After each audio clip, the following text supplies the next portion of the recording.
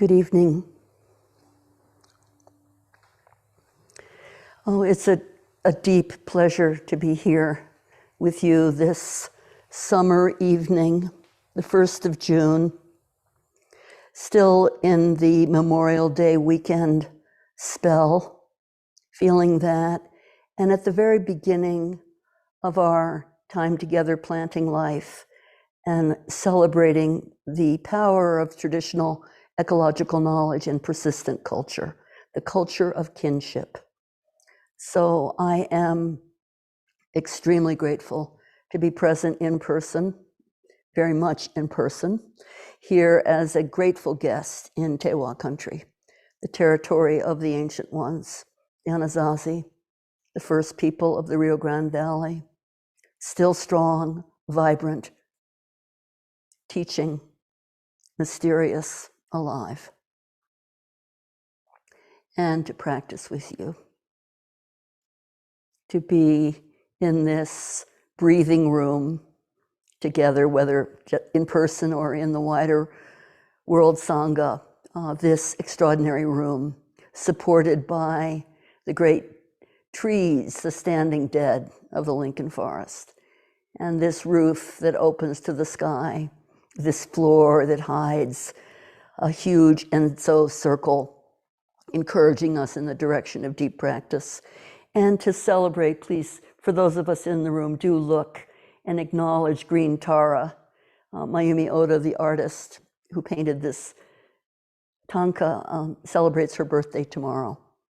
So we join her in gratitude, and with particular gratitude for Roshi Joan Halifax and this Circle of the Way practice, and each of you. I feel in this room the grammar of animacy of teaching and breath, your breath and life force in this breathing room and throughout the wider community, really feeling the practice of socially engaged Buddhist training and teaching, really feeling the practice of being with dying, the chaplains who again and again beg the universe to increase their bewilderment so they can keep working on the front lines. And gratitude, of course, to the root teachers of this temple, to the peacemakers, radical peacemakers who aren't afraid to not know, to bear witness, and to take compassionate action.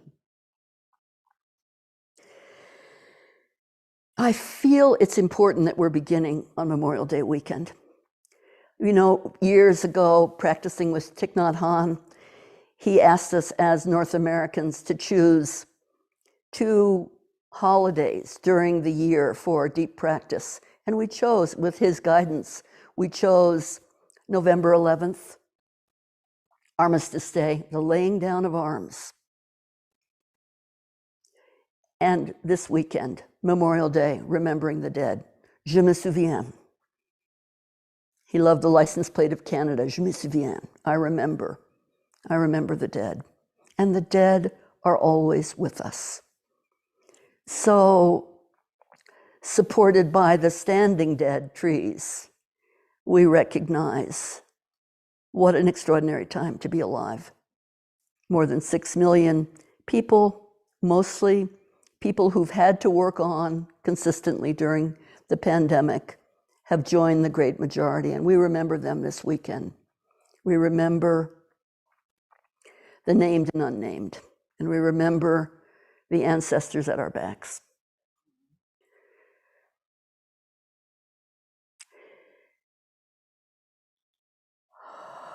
It is important to call their names too. This is the 101st anniversary of the race massacre in Tulsa, Oklahoma. We do not turn away from that truth. It's welcome in this hall and in our practice. Welcome is a little strong, but it fills us with vigor to know this cannot continue, and yet it does. We meet it, we don't turn away.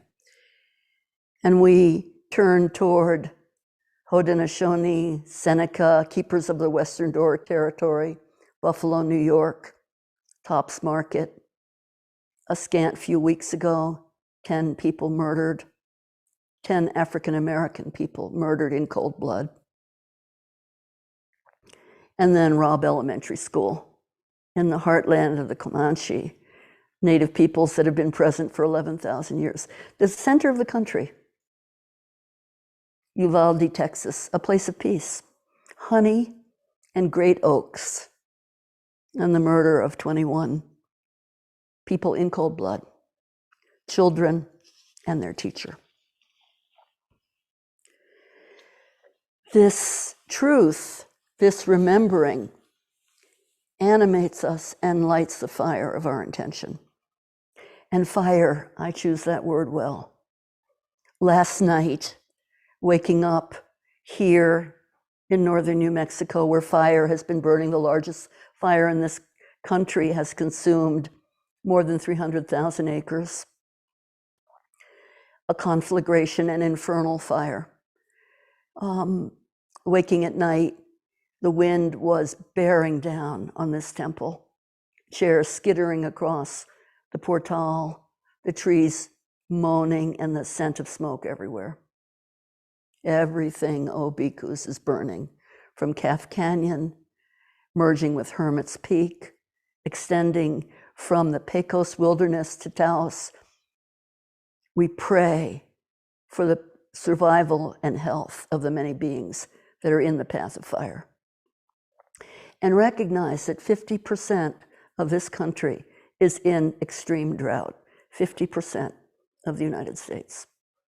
Of course, California, the country that I'm from, everything, oh bhikkhus, is burning. In the Buddhist world, fire consumes itself. It shines by perishing. And for me, is a vivid call to wake up and come to service. And last night, when I heard the wind and actually got up and went outside and stood in the wind and remembered a line that's been very important for me in the last month from an artist in New York City. Her name is Heather Christian. I commend her work to you. Theater in Quarantine. Let yourself, she said, and I remembered it last night, let yourself get unused to how it was. The night, and this was true last night, the night will wipe your memory if you let it. We will not be going back. Let yourself get unused to how it was. The night will wipe your memory if you let it. We're not going back. We're going right into the fire.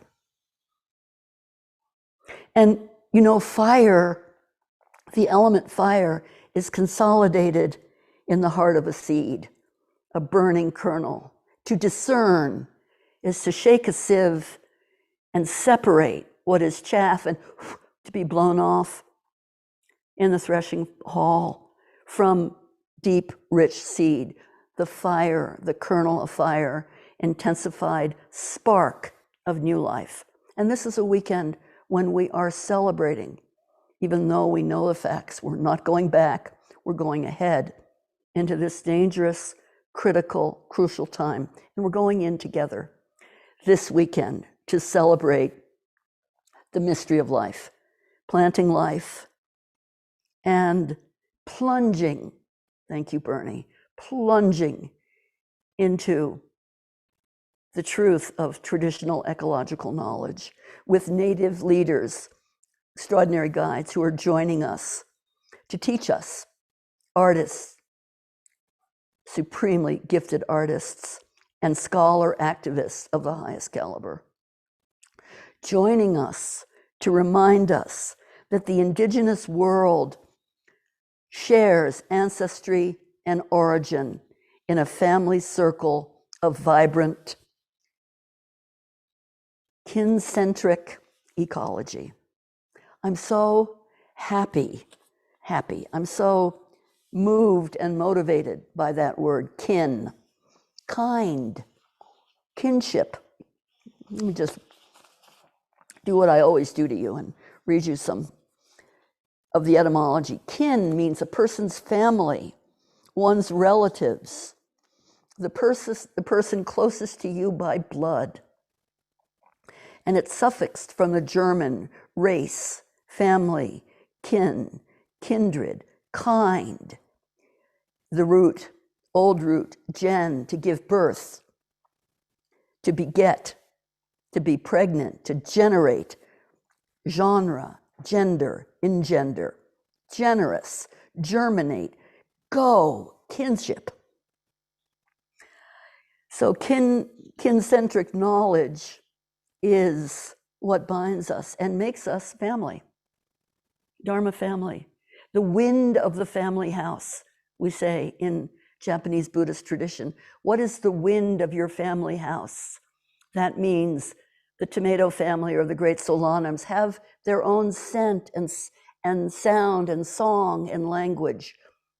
Whether you're a tomato, a potato, a great chimayo chili, a lovely purple eggplant, you have a certain dangerous, poisonous, and powerful wind. It is the wind of your family house. And kind speech comes from speaking with regard for family, for the family of humankind and the more than humankind. So how wonderful that we have this very word.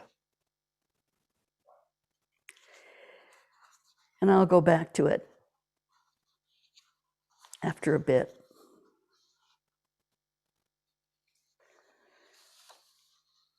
You know, on Sunday night, the new moon, this retreat really began, and it began in this room for me.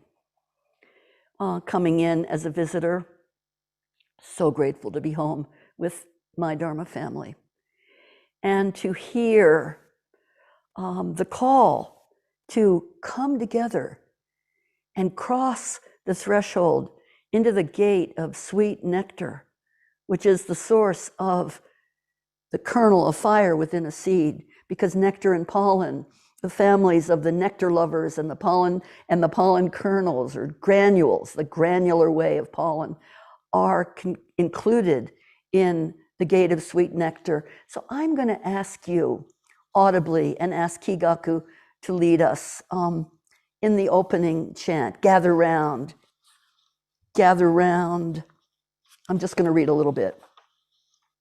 Calling out to hungry hearts everywhere through endless time, you who wander, you who thirst, I offer you this Bodhi mind. So let's take a deep breath in and fill the room with this intention to call out to hungry hearts and deeply listen and chant along, please, as you know. Calling out to hungry hearts, everywhere through endless time, you who wander, you who thirst, I offer you this Bodhi mind. Calling all you hungry spirits, everywhere through endless time, calling all you hungry hearts, all the lost and left behind, gather round and share this meal, your joy and sorrow, I make it mine.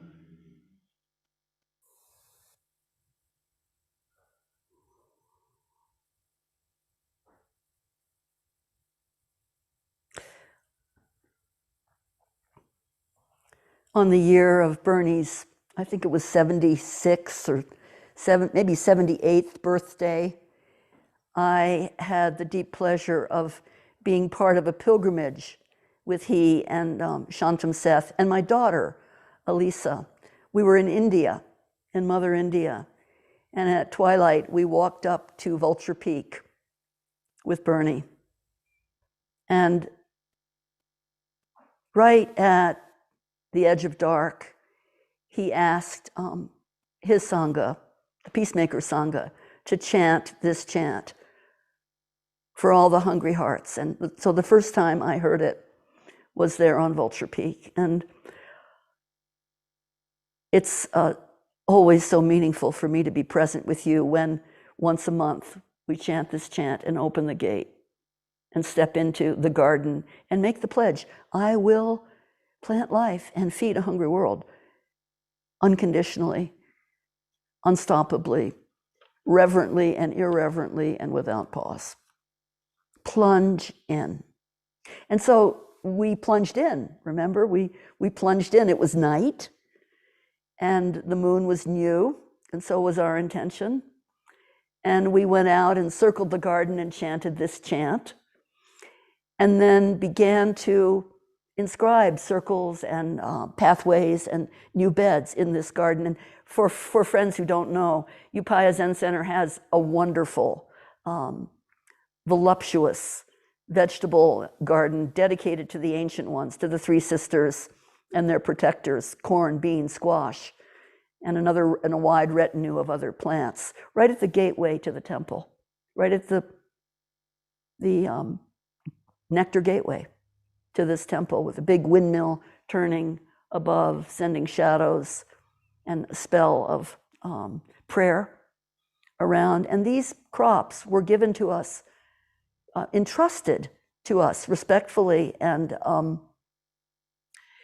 generously from the Native community in Santa Clara Pueblo lands 11 years ago.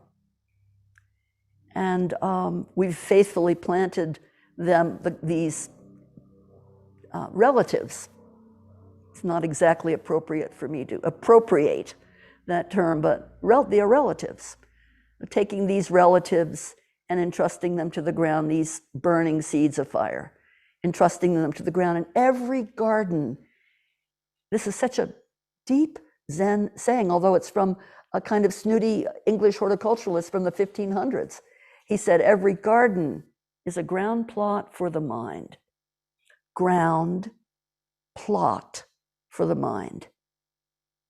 And so how do you plot your mind stream and your intention to plant life and grow justice on the living earth with whom we are in deep relationship, in the elemental world of earth, air, water, fire, and space?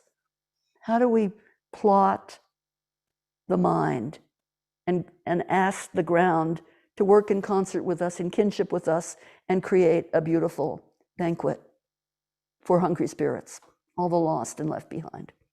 And that's always a question, and it's always a fresh question. It was fresh this year. This is the driest year in northern New Mexico since the late 1890s. We are not going to waste a single drop of water. And these are the ancient ones. These are the sisters who know how to live a lean life. If planted well and carefully and watered with mindful awareness and an intense wish for the well-being and nutrition of the world, they grow. They grow mightily.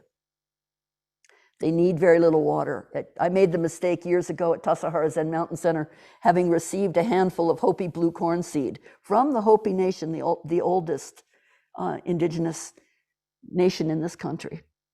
From the Hopi Nation, and it was such precious seed. I took it to the gateway, I bowed, kowtowed, did all kinds of ceremony. I was young and a little bit more, less grisly and dangerous than I am now. I planted, with lots of prayer and a long hose, a great hulking mound of blue corn and watered it with prayer bows. I love you, blue corn. May you grow and feed a hungry world.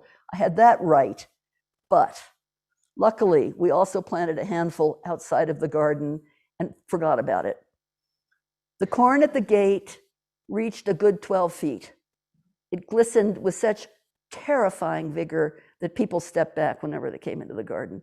Whereas the corn in the neglected site in the 116-degree heat of Tassajara grew stubby, intense, powerful, laden with blue corn.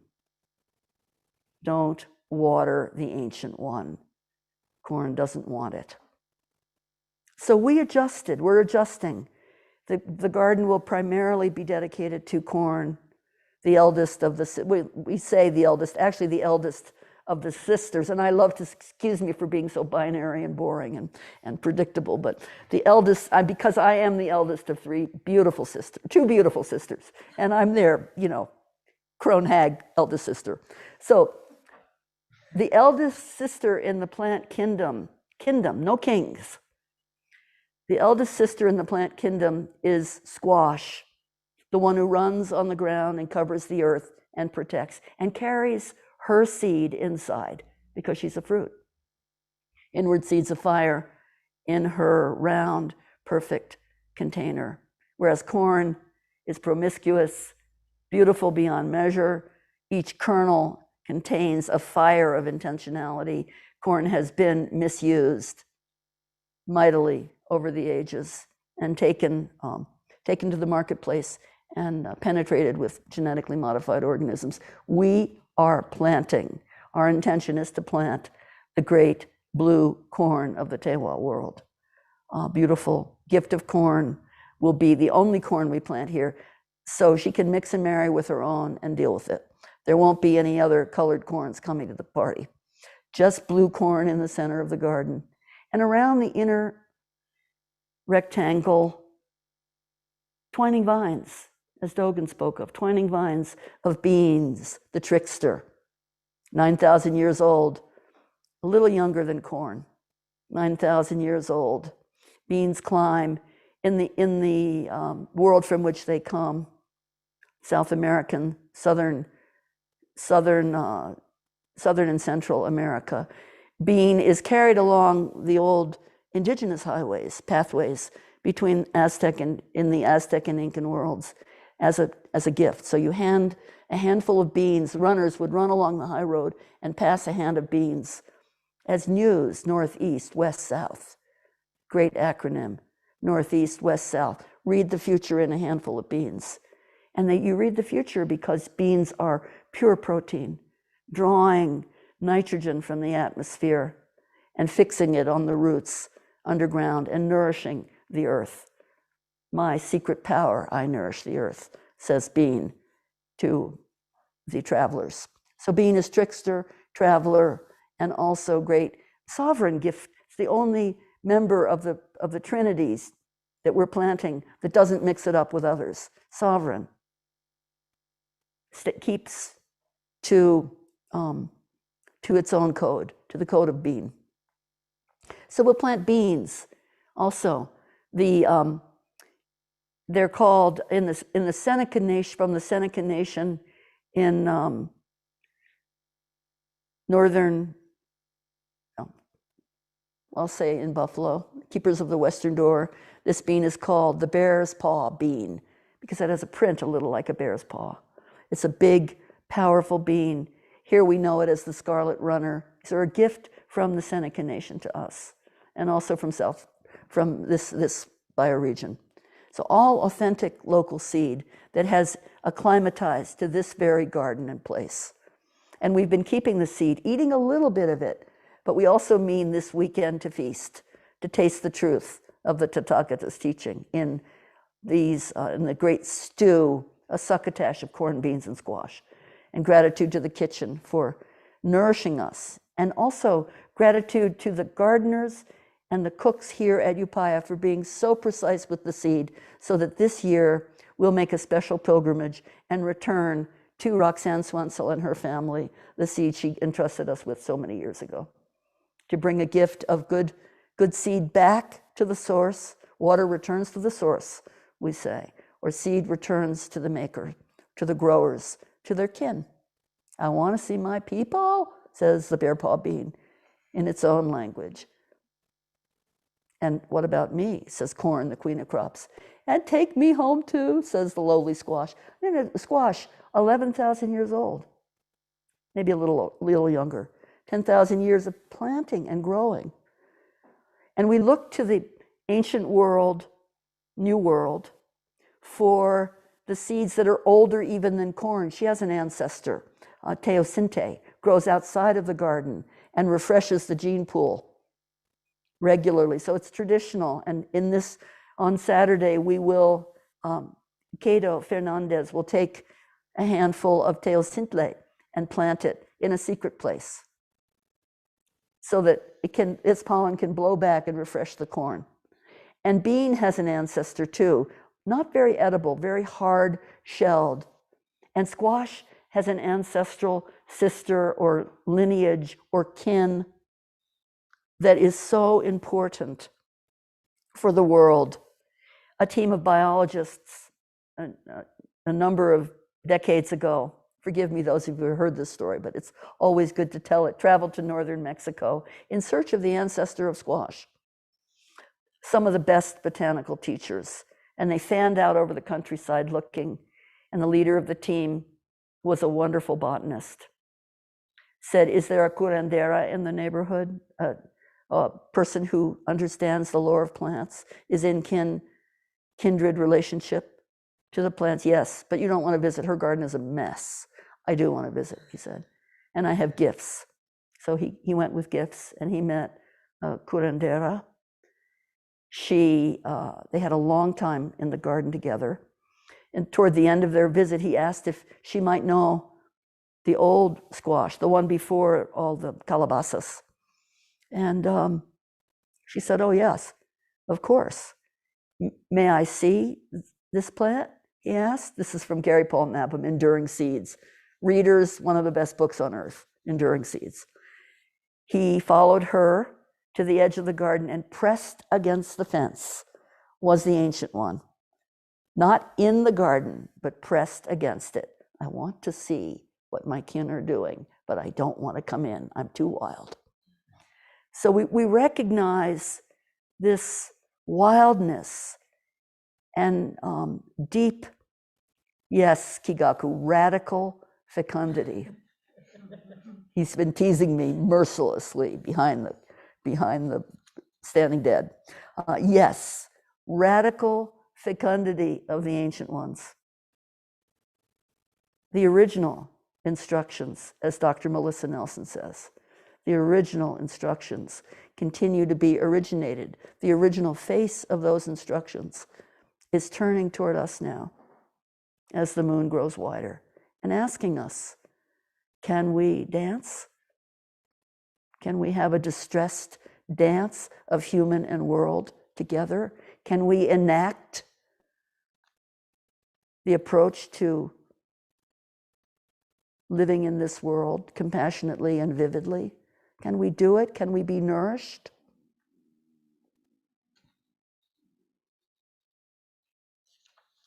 Johego, they're called and for many years I worked with my beloved friend and teacher. She's a teacher and a colleague, Melissa Nelson, who'll be with us. Also for about 11 years now, we've been planting the white corn of the Seneca Nation, given as a gift from David and Wendy Bray, lots of Wendys. David and Wendy Bray bringing us a handful of white corn, entrusting it to us, Seneca Oneho Ogen, the traditional corn of the Seneca people. And Wendy Bray, who's in her 30s, and a young farmer from Minnesota with whom I was working. Together, he's a corn farmer, went into the fresh ground of Indian Valley and planted this white corn. And Wendy's parents, David and Wendy, Kaylina, who's the person who planted the corn, her parents were there, and they taught us that when you plant three sisters in the ground, you plant Johego, our life sustainers. Each seed is a 3-in-1 body. So the body of corn carries and indicates and gestures to the body of bean and squash, and so on and so forth, in a kin-centric circle. Kindred spirits, intimate language, a grammar of animacy, as Dr. Robin Kimmerer says in Braiding Sweetgrass. And Roxanne reminding us again and again that 20 generations, it takes 20 generations for DNA to consolidate and develop into a sovereign seed. 20 generations. The lifespan, at least, of the Tewa world. 20 generations to generate kinship and to be truthful. And then there's a little play in there too. DNA, again, from Melissa Nelson. She reminds us, oh, DNA? In the indigenous world, rife with traditional ecological knowledge, DNA is real clear. Descendants in ancestors. Descendants in ancestors. So we should play. Seeds make us playful. But it's also important to recognize their fragility if we forget, and we have forgotten. We've forgotten that although Native American people in this country are responsible for 4% of the most extraordinary biological diversity and land territory, that 700 distinct tribes speak their language and remember the code and continue the code, but they are excluded from land, the capacity to really tend and live on good land. The largest population in the Bay Area, the largest intertribal population is in the San Francisco Bay Area, Coast Miwok territory, and yet they have the least access to land. That is not kind, it's not good kinship, and it needs to be changed. We taste the truth of these foods. These are the foods of the ancient ones and their human tenders. And we will not, in this retreat, turn away from this truth. This is not just a nice little corned bean squash party. It's a commitment. We're not living by the vow. We're living in the vow to grow this food and make sure it nourishes right relations. And we have the privilege, I know I can speak for myself. I have the privilege to be very grandiose about this, but I'm also very down to earth. And we are talking about going down to earth. And we're talking about prayer into action. So we're really grateful for this afternoon's time with Marilyn, handling indigo, dip dyeing cloth, so that this community can create prayer flags to also ring around the garden on the top. So prayer flags, the wind blows through the indigo prayer flags that you're dyeing and designing and going to be festooning the garden with.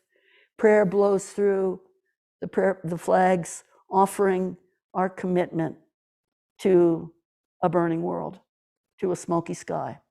At the same time, we go down into the ground.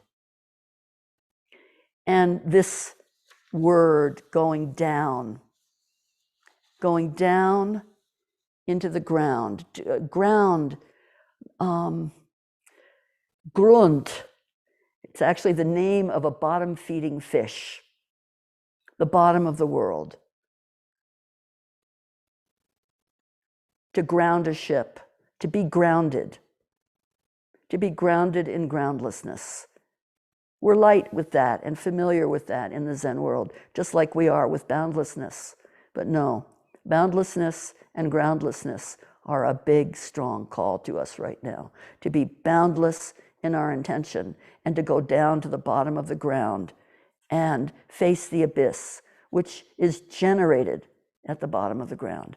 So when we put a living seed in the ground, our intention is to ask this seed in relationship to all that is, to go down, to bring up the radical darkness, to open up into the light, very much in the same gesture as the old disco dances, or the mudras, as above, so below.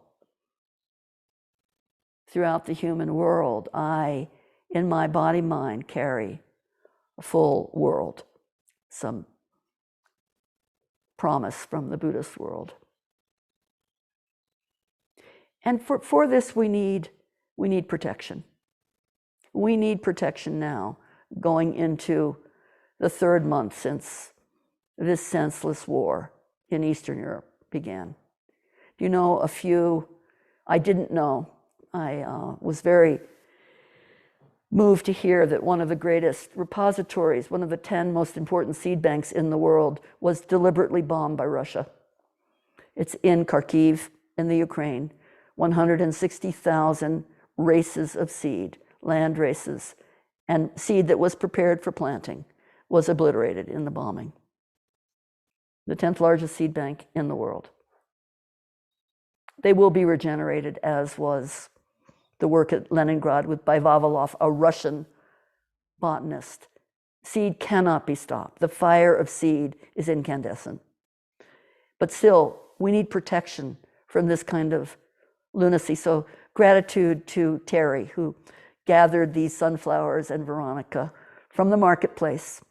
And gratitude to the students at Upaya who put temporal flowers on the altar for this time. And there's a little bowl, take a look at it, of soil, the Penistaha soil here of New Mexico, which is bone dry, arid soil, about 40% shale and stone, as dry as it comes. And I mixed it with a little soil that I brought to Roshi from the Makah Nation in the Olympic Peninsula, rich, thick. A handful of it contains more human beings, more microbes than there are human beings on Earth. More human beings too, because we're kindred. In that little pulsing tiny bowl of soil at the base of the sunflowers here in this altar. And we will sit in this room and we'll watch these flowers in their glory turn their faces, their complex faces, 1,000 to 4,000 interlock each seed in a sunflower as we taste them too. And as we stand in front of the disc of the sunflower, 1,000 to 4,000 little tiny seeds. Each seed is a flower, composite, compound, complex, incomprehensible, the face of a sunflower. 34 interlocking spirals in the face of a sunflower, the national flower of the Ukraine. 34 interlocking spirals. They run clockwise from the center, and then they merge and turn back counterclockwise in a Fibonacci series, a sequence of extraordinary fractal complexity. And they are guardians. They stand with the sisters. Sunflowers, sunflowers, sunflowers. Thank you for your care in finding little sunflower seedlings all around the campus and moving them and watering them every day so that they can also protect the garden. Please, dear Sangha, in this room and in the wider circle of kinship, plant life this weekend yourself. Take a sunflower seed.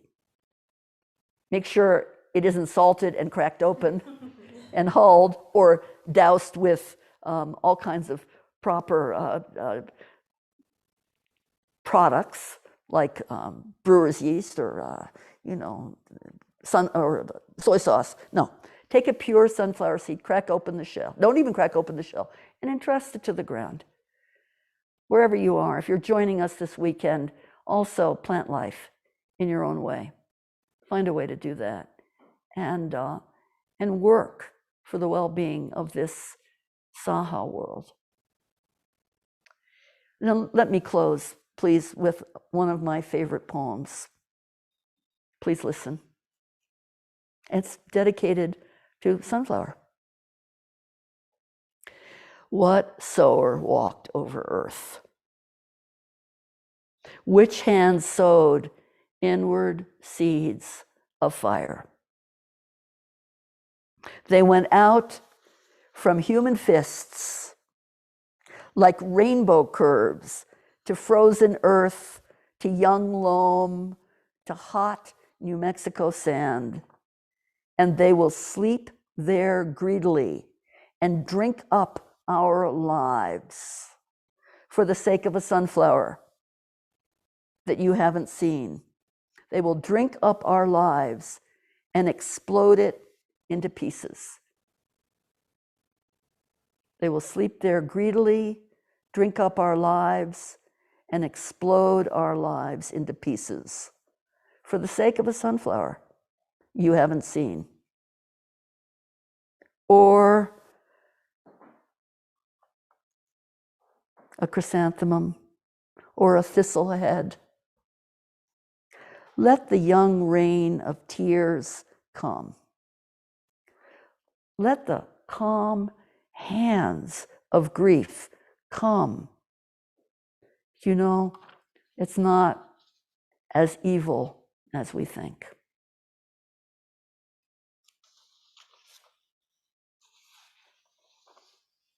When human codes and established organizing principles are no longer valid, get used to, let yourself become unused to how it was.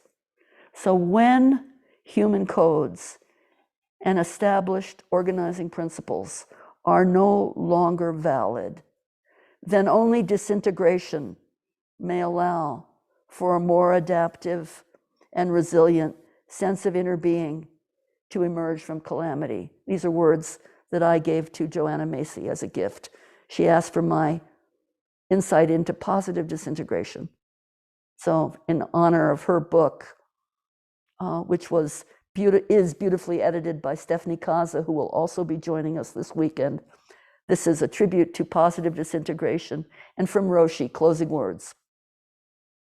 When systems break down, they have the capacity to reorganize and come back stronger. That's kin-centric practice.